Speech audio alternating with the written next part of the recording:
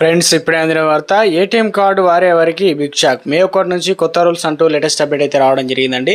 So ఆ వివరాలు ఏంటనేది వీడియోలో తెలుసుకుందాం. వీడియోని స్కిప్ చేయకుండా పూర్తిగా చూడండి. కంప్లీట్ ఇన్ఫర్మేషన్ అయితే అర్థమవుతుందండి. మరోసారి ఛానల్ వస్తే తప్పకుండా సబ్స్క్రైబ్ చేసుకొని bell button all notification activate చేసుకోండి. అదేవిధంగా చూస్తున్నారు కానీ లైక్ చేయడం మర్చిపోతున్నారని దయచేసి లైక్ చేయండి. లేట్ చేయకుండా వీళ్ళకైతే వెళ్ళిపోదామండి. మనం వినియోగదారులు తమ బ్యాంక్ ఖాతా నుండి ఇతర బ్యాంకుల నుండి డబ్బులు ఉపసంహరించుకున్నప్పుడు మరియు వారి ఖాతా బ్యాలెన్స్ను తనిఖీ చేయడానికి ఏటీఎంను ఉపయోగించినప్పుడు వారికి ఛార్జీలు అయితే విధించబడుతుందన్నమాట. ఇది భారతదేశం అంతటా పొదుపు ఖాతాలను కలిగి ఉన్నటువంటి వినియోగదారులకు వర్తిస్తుంది.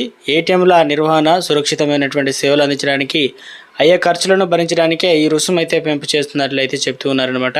ఒక కస్టమర్ ప్రతి నెల వారి సొంత బ్యాంకుల్లో 5 సార్లు ఉచితంగా డబ్బునైతే ఉపసంహరించుకోవచ్చు మరియు ఖాతా బ్యాలెన్స్ను తనిఖీ చేయవచ్చు అనమాట. మెట్రో నగరాల్లో ఏటీఎంను నెలకు 3 సార్లు ఉచితంగా డబ్బు చెక్ చేసుకునే సమాచారం తీసుకొచ్చి మరియు మెట్రో ఇతర నగరాల్లో అయితే నెలకు 5 సార్లు ఉచితంగా తీసుకోవచ్చు. ఇప్పటికే వరకు దాదాపు పరిమితి అనేది దాటితే 21 రూపాయల వసూలు చేయబడింది. ఇది 2022 నుండి అమలు చేయబడుతుంది.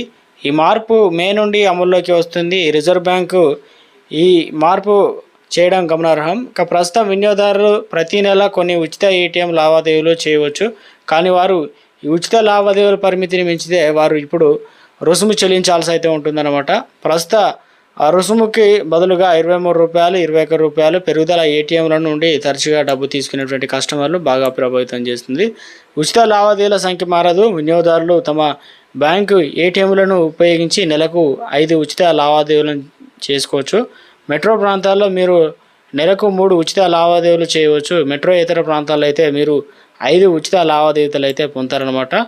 పెద్ద బ్యాంకులు ఏటీఎం నెట్వర్క్లను భారీగా ఉపయోగించుకున్నటువంటి చిన్న బ్యాంకులు వినియోగదారులు దీని ప్రభావం ఎక్కువగా ఎదుర్కొంటున్నారు. వారు తమ ఉచిత లావాదేవీల పరిమితిని కోల్పోతారు మరియు అధిక రుసుము చెల్లించాల్సి అయితే ఉంటుంది. కాబట్టి వారిని బ్యాంకులు మార్చడం మరియు ఆలోచించేలా చేస్తుంది. ఇక నెలకు 1 లేదా 2 సార్లు ఏటీఎం ఉపయోగించేవారు పెద్దగా ఆందోళన చెందాల్సిన అవసరం లేదు.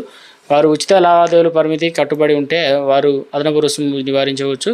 వినియోగదారులు తమ బ్యాంకుల ద్వారా నిర్వహించబడేటువంటి ఏటీఎంలను ఉపయోగించాలి మరియు డిజిటల్ చెల్లింపుల పద్ధతులను ఉపయోగించాలి. ఇది అదనపు ఛార్జీలు తగ్గించడంలో సహాయపడుతుంది. ఈ మార్పు ఏటీఎంలను ఉపయోగించే వినియోగదారులకు కొత్త అనుభవాన్ని అందిస్తుంది. మే 1, 2025 నుండి అమల్లోకి వచ్చే ఈ మార్పు